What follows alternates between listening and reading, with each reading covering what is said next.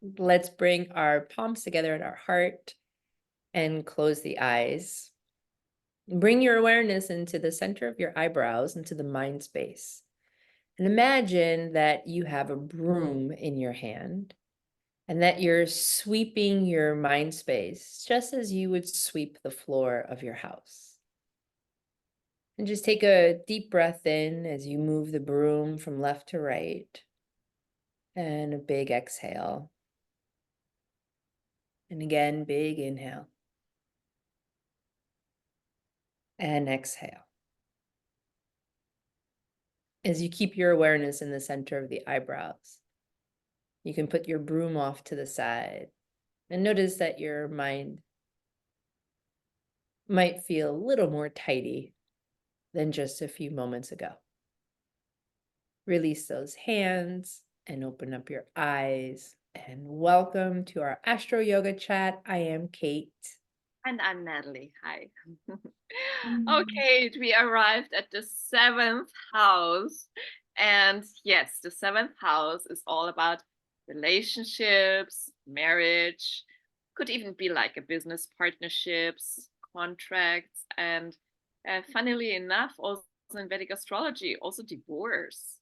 And I Mm. have to say, I'm very afraid of this conversation because I think for me, it's definitely the most difficult topic in my life. You know, it's my hardest life lesson, as I always say. I don't know, where should we start with this? Yeah.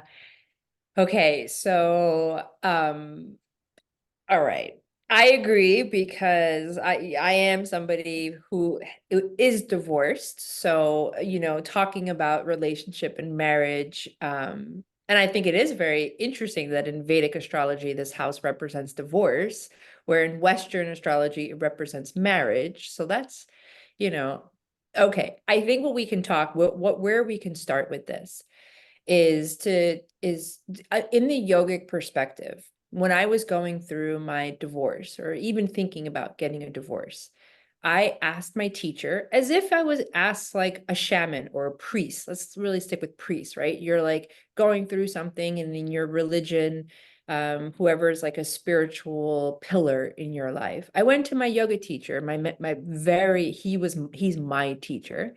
And I went to him to ask, what is the yoga philosophy on divorce?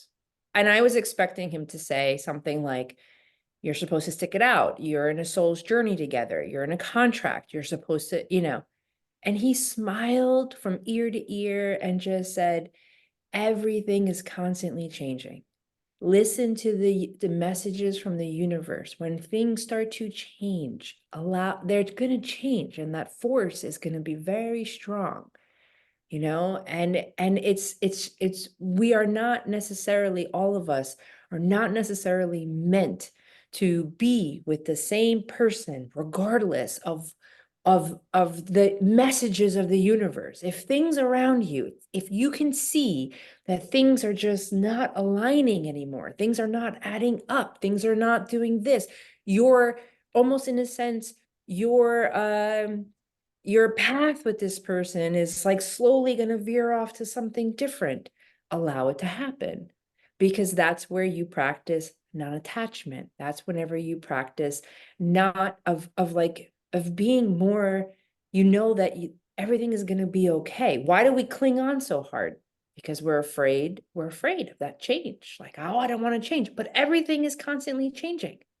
Now, you might not want to hear that, or people might want to hear that, especially when they're in a relationship, because we put a lot of energy into relationships. Maybe we could also talk about what happens in a relationship when two people come together, Natalie, you know, cosmically, and let's say like astrologically, what happens? Like, do these two people, are they like, are their paths, like, do they have lessons to learn on this path together? And are we mirrors for one another? Yeah, so I mean, there in astrology you call it synastry, right? When you put two charts on top, so people who are attracted to each other, they can be attracted for several reasons, like it's really a long-term match, or you have a lot of Uranus, it's a sudden spark, but just as fast as it came, as fast it will go. Or people who have a lot of Neptune aspects, it's a lot of, in the beginning, fantasy, and in the end it turns to illusion and disillusionment and disappointment. Or Pluto aspects, like this immense desire, I need to have this person, is so much passion, more like obsession. And then this clinging makes it, yeah, Pluto underworld, go very deep, dark, and very hard to let go. And but big transformation and change. So you do actually see in two people's charts like what kind of relationship that could be, if it's a very hard, difficult lesson, or it's more like an easier, fun thing and stuff. And then when you look into your own chart, of course, what planets are transiting the seventh house. Mm, So I have a spot in my seventh house because I have a trine in the 11th house and the third house. Yes. So each time this one spot in my seventh house gets activated, I meet somebody. mm, So in the time where Uranus was there, like people would come in and out of my life very fast. And then with Neptune, a big deception illusion I met. And now actually Saturn is at this spot. So Saturn being like, the tough teacher, obviously very difficult lessons about love and relationship right now, but Saturn is also the planet of longevity. mm, So this point gets triggered within the next few months with me, and it could finally, after like 30 years, because Saturn takes 30 years to finish a cycle, it could be the opportunity for something finally long term to come along. That's what I'm hoping for. But yeah, I mean, usually it's like, when Jupiter is transiting that house or aspecting that house, people can meet and like go into relationship. When more difficult planets come, it's more the time of letting go of that relationship. Yes. mm, mm. So when we talk about astrology, we talk about relationships in these houses. So like the seventh house, uh, I believe it was in 2016, I got a Vedic reading done. And the astrologer explained to me that in 2017, the fall of 2017, I'm going to lose my best friend. And at that time, and I'm not sure if I've shared this before on our show, but at that time I thought, oh my gosh. And I went through some of my best friends in my head. I'm like, oh my goodness, like what, like who could it be? But then I just kept it. I just, move forward. Fast forward a year later is the fall of 2017 is when everything for me started to shift when it came to my marriage. And really what I was losing at that time was my marriage, obviously he was my, and I'm saying obviously, maybe it's not obvious, but he was my best friend. So like losing that marriage was like saying goodbye to your best friend, it was like the toughest thing in the world. Um, and it was clearly in my chart for her Yes. to say that, you Yes, know. people can predict marriages and all of that from the chart. And also, like, when you have very hard, difficult aspects in your natal chart, that's also always gonna make relationships hard for you. So, especially in Vedic astrology, they see it as a karmic lesson. So when Mm, people come in, like also on a spiritual path, you say like souls made certain agreements, we're gonna meet to solve certain things. And yeah, there's always a mirror effect. In the beginning it's lots of sparks, but then when it gets more difficult, it's about learning and going inward, and something that a person is triggering, like there's something within me that is actually that needs to be solved or looked at, right? So that's how we can always tie it into yoga, because yoga is just like awareness itself, like looking at yourself and everything. So an inner awareness, yeah, and like an when the whatever style of yoga that you're practicing is, you are going within, and you're connecting with your soul, you're connecting with your heart, you're connecting with something deeper, and connecting with yourself too means understanding where your mind is and why your mind is doing what it's doing, or thinking, or how the senses are ruling your mind. Yeah.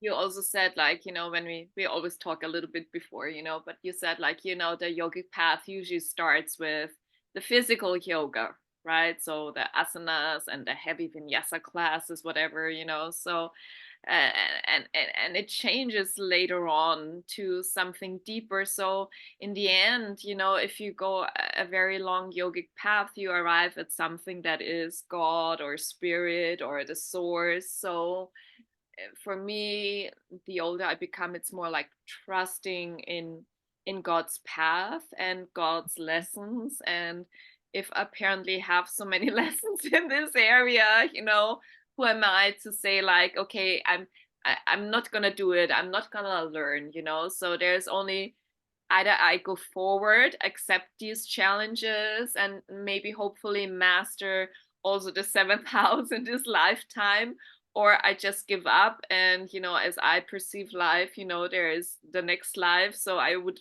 probably reincarnate again, as far as I believe. And then I get the same lesson again. So that's not an option, So I'm going to finish it off in this lifetime. I'm not going to do everything again the next time.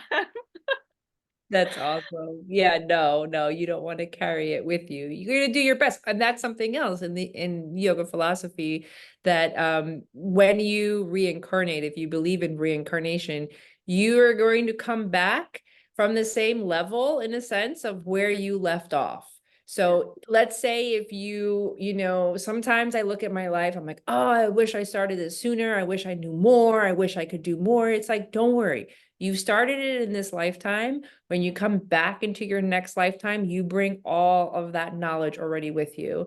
And they say that you're born into a family that will allow you to continue your studies, to continue your evolution and your expansion.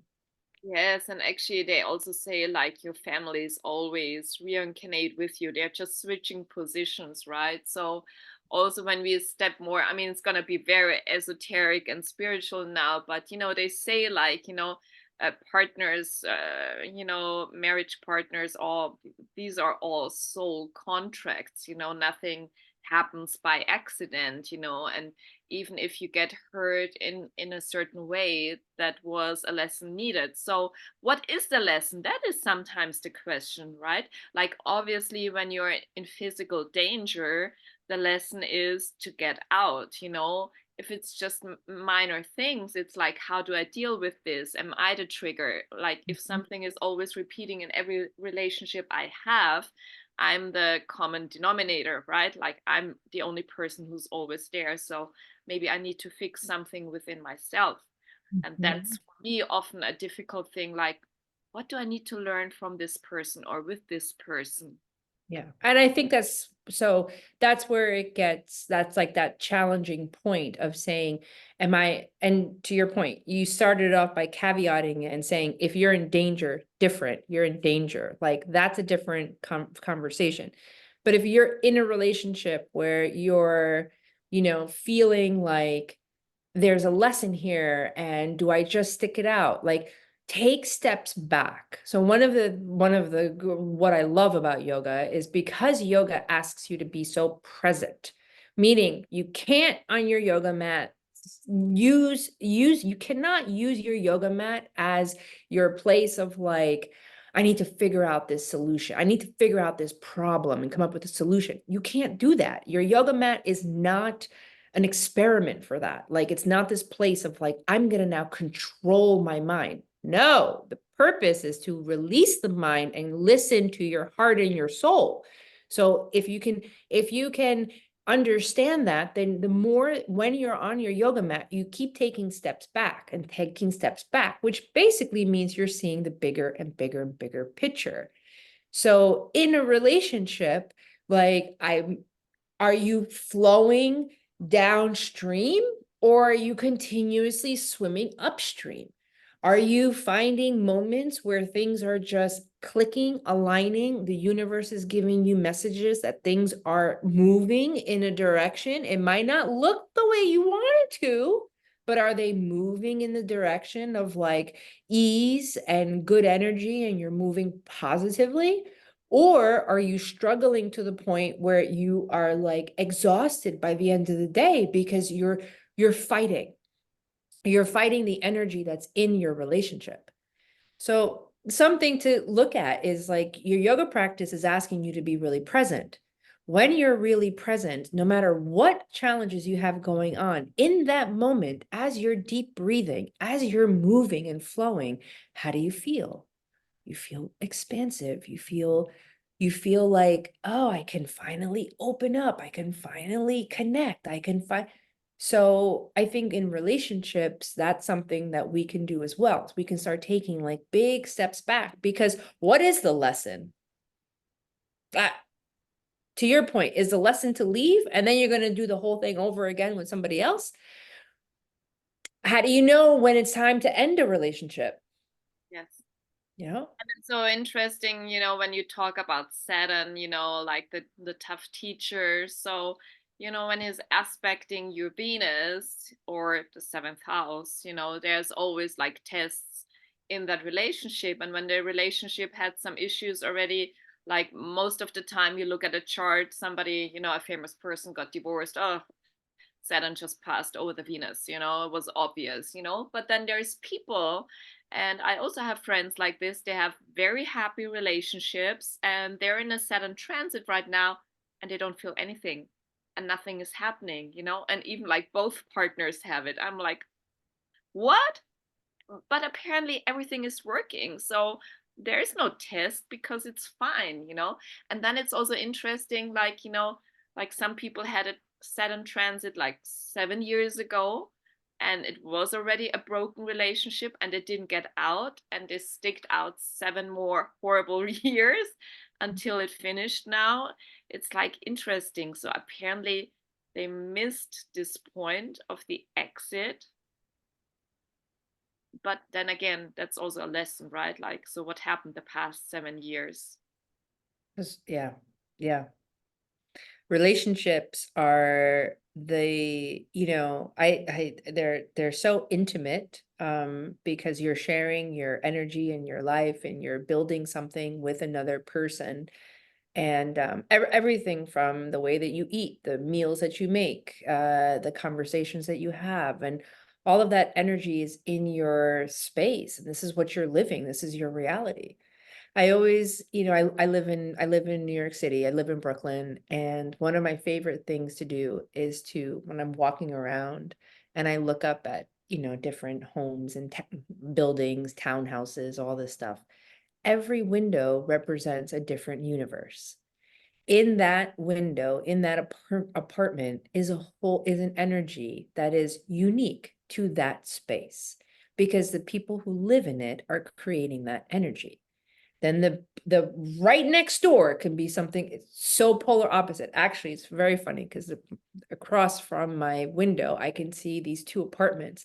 And the one apartment is this guy with like a single guy, because you could tell he's single only because he's got a bunch of guys over drinking beers and with fluorescent lights. So a woman will be like, no, we need to fix this lighting situation.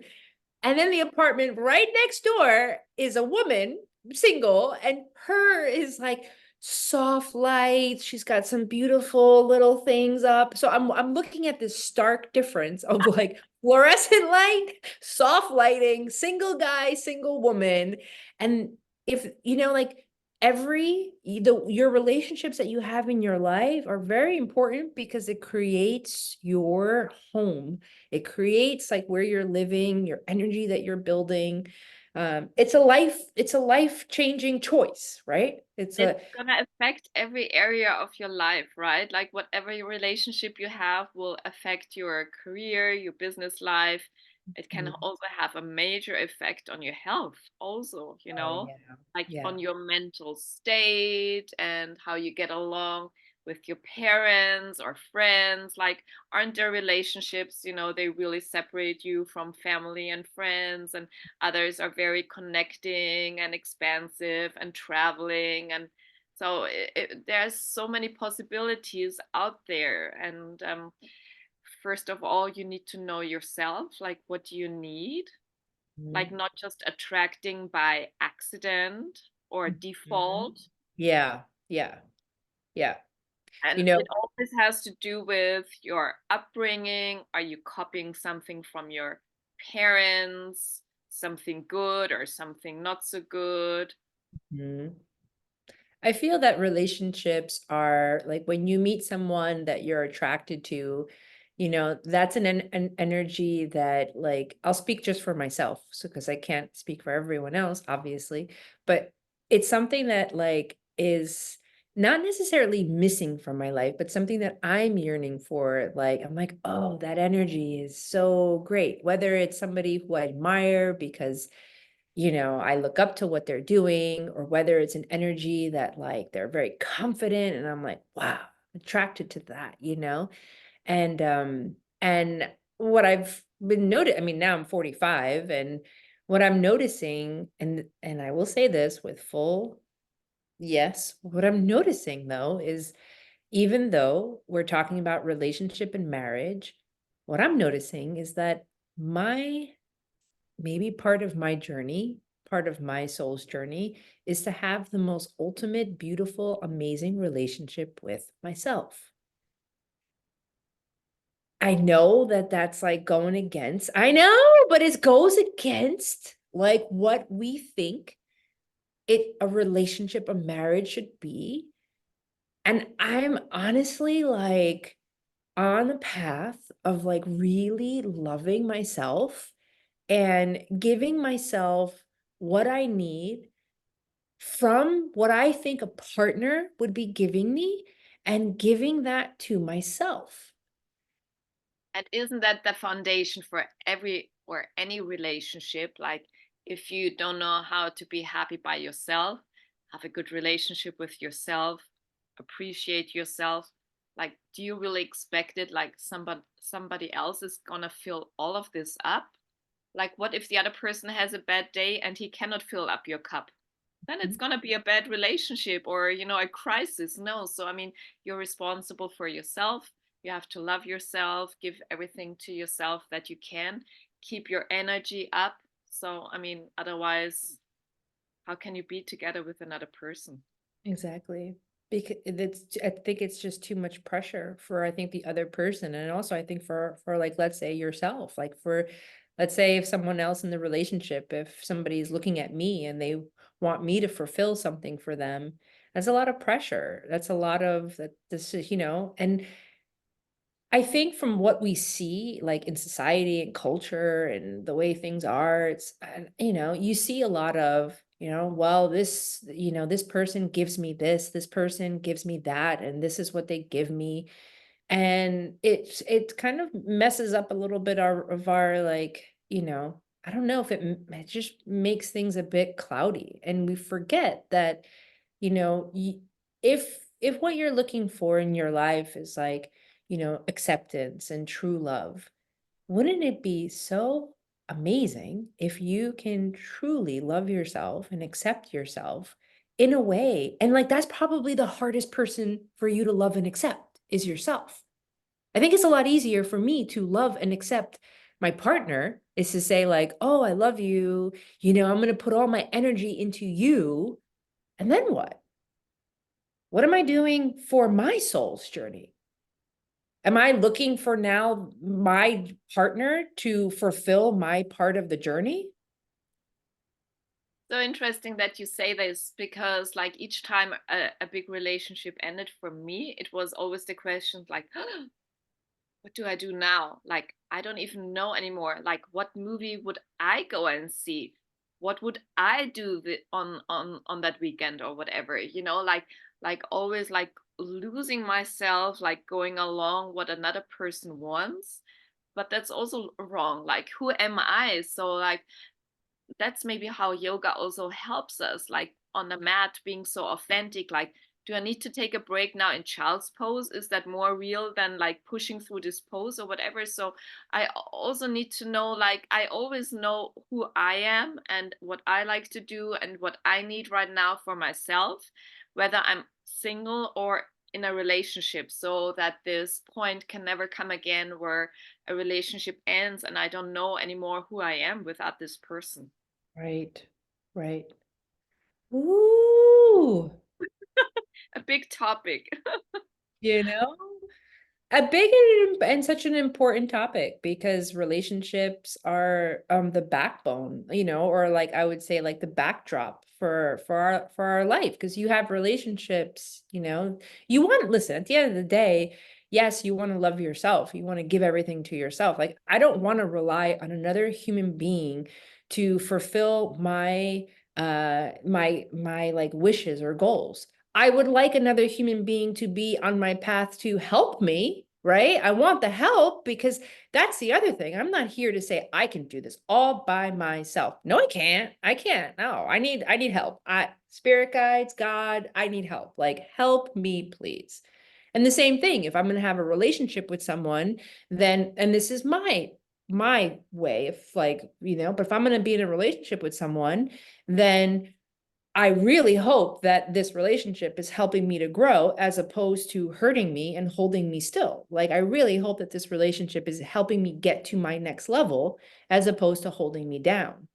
So, I think the people who you choose to have relationships with, who you choose to partner with, this is really important. Right. And I Mhm. think as souls, in physical bodies, like it's one of the main ways how to learn, anyways, is interaction with other people. So be it family, friends, bosses, co-workers, and of course, relationships. So it's the fastest way probably how to, evolve. I love it. I mean, I learned a lot about patience, over like a lot about patience through a relationship. Not from the concept of having patience, not from like the idea of what does patience mean? No, of having to actually work with patience in my life. That now it's like I can be time to me now. I don't I do my best not to have expectations on timing. I'm saying, oh, it has to happen at this time. Oh, it has no, it doesn't, because timing is just, we make that up, So now it's like I have to have patience. Do I believe in this? Do I want to put my energy into it? Then I got to have patience. Oh, it's not coming to fruition as fast as I wanted it to. You have to have patience. I wouldn't have learned that if it wasn't for my relationship, you know? So I think relationships are a time for you to mirror off and like to see and to help yourself grow as hard as it can be. And so for those of you out there that are having difficult or hard relationships in your life, yeah, we feel you. Give you a hug. So do we have some homework, like a little internal journey? Isn't that interesting? So, I mean, relationships, Christmas is coming up, the holidays, right? So, gonna be a big thing too. Hmm. It's hard because these are times where all of these images are in our faces of like perfection of families and people together and and like it looks all so beautiful and dandy, and if you're not in that space you feel like left out. Perhaps the homework could be, this is something interesting, okay, because I I don't even know if I definitely cannot answer this question right now to you.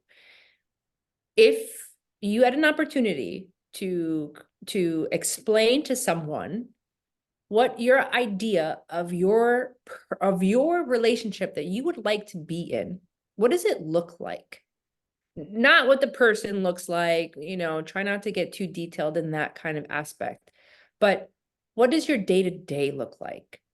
What is it that's important to you? Is family really important to you? Is integration really important to you? Is traveling together really important? Is maybe having a business together really important?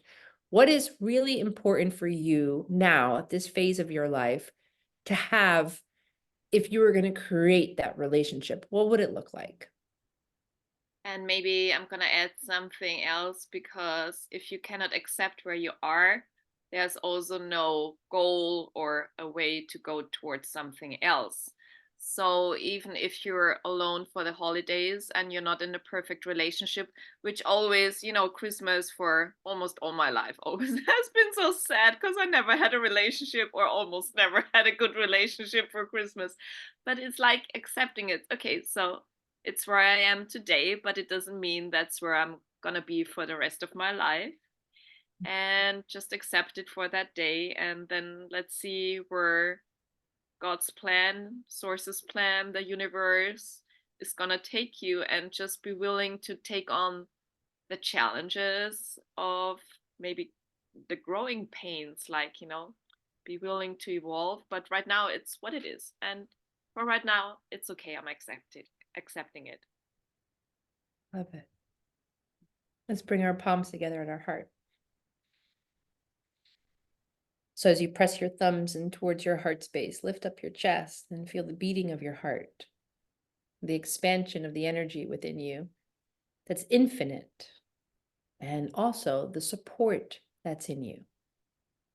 As my teacher always reminds me, that right there next to the beating of my heart sits the Lord in my heart, the divine energy as well. That we're always connected. And it's up to us to feed that energy. So take a deep breath into your heart space. And take a big breath out. And release the hands, and you open up your eyes. Thank you, everyone. Namaste. Bye.